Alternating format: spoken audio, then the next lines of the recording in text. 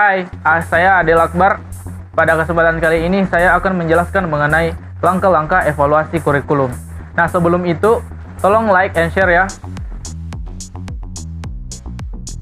Kita beralih kepada langkah-langkah evaluasi kurikulum. Ada dua tahapan dalam pelaksanaan evaluasi kurikulum. Yang pertama adalah ada tahapan persiapan, yang kedua adalah tahapan pelaksanaan.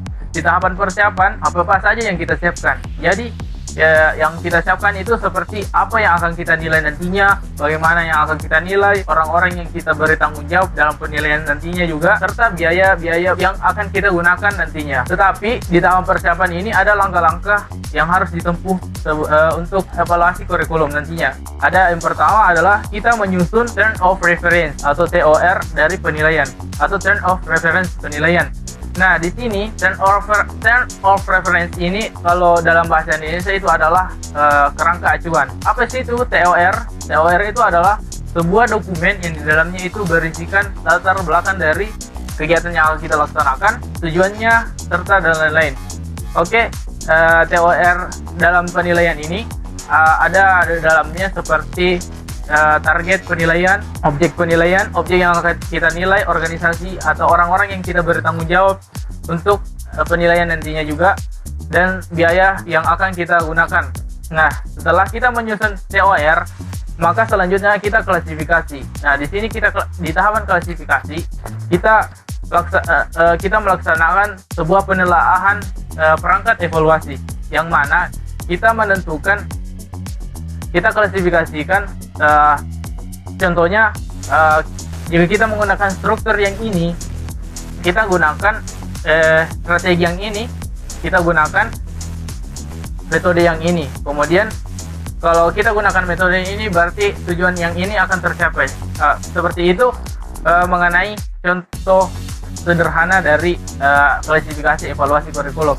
Kemudian setelah kita mengklasifikasi, kemudian yang ketiga adalah tahapan uji coba penilaian. Jadi di sini kita itu menguji coba apa yang telah kita persiapkan tadinya. Jadi di sini kita bisa tahu kelemahan dari instrumen yang kita gunakan, kita bisa tambal di sini, kita bisa perbaiki dengan mengetahui kesalahan atau kekurangan dari instrumen ini. Selain itu juga kita bisa mengetahui kemampuan dari orang-orang yang kita beri tanggung jawab. Kita bisa tahu di mana titik kelemahan maupun kelebihan dari orang yang diberi tanggung jawab ini. Nah, setelah kita melaksanakan persiapan, setelahnya semua kita beralih ke tahapan pelaksanaan. Nah, di tahapan pelaksanaan ini, setelah kita menguji coba semua tadi, setelah kita persiapkan, telah matang, telah kita perbaiki prosedur yang telah kita siapkan tadi. Nah, di sini di tahapan pelaksanaan kegiatannya itu seperti diantaranya ada mengumpulkan atau menyusun atau mengelola data hasil penilaian yang ada di lapangan. Nah, setelah kita mengumpulkan data tersebut, kita akan manfaatkan untuk mengupgrade lagi kurikulum yang akan kita gunakan nantinya. Nah, tetapi sebelum kita memanfaatkan data hasil dan tersebut, ada lagi tahapan-tahapan yang harus kita tempuh. Nah, seperti apa itu? Yang pertama, kita menyusun dan mengelola data hasil tadi. Nah, yang kita susun itu dari perspektif evaluasi, dari perspektif pelaksana kurikulum, dan juga dari perspektif sasaran atau kelompok sasaran kurikulum. Nah, dan juga dari tim penilai yang telah kita tentukan tadinya. Kita kumpulkan juga data hasil penilaiannya. Nah, setelah kita menyusun dan mengelola data hasil penilaiannya tersebut, yang kedua itu adalah kita menyusun deskripsi kurikulum sesuai dengan nilai atau data hasil penilaian yang telah kita dapat tadinya. Nah, yang ketiga, kita akan menentukan judgment atau pertimbangan dari data hasil penilaian di lapangan sesuai dengan kriteria yang telah kita tentukan di awal pada persiapan sebelumnya.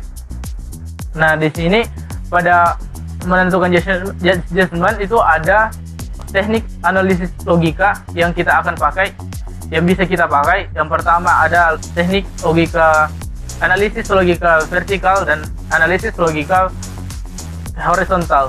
Setelah kita menentukan judgment, tahap terakhir adalah kita membuat sebuah pertemuan yang mana di dalamnya itu kita membahas data hasil penilaian tersebut apakah sudah valid atau sudah baik untuk kita manfaatkan nantinya.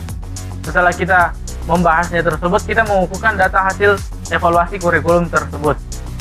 Nah, setelah semuanya siap, setelah semuanya telah dikukuhkan, maka data hasil penilaian evaluasi kurikulum ini kita manfaatkan untuk meningkatkan lagi kurikulum yang ada.